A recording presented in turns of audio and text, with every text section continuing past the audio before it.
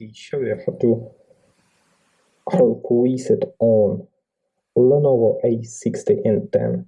Turn off the phone.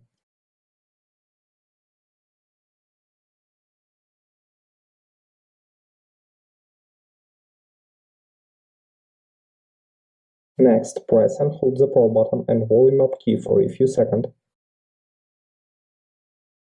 Release the power button when the Lenovo logo appears. Now choose recovery.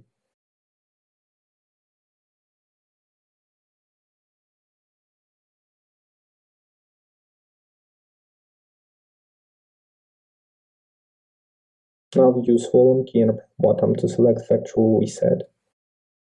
Then choose yes.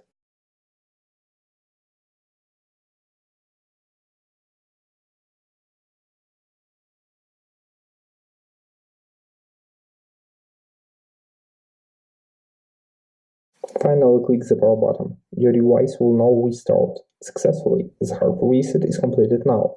Subscribe to our YouTube channel and rate the video.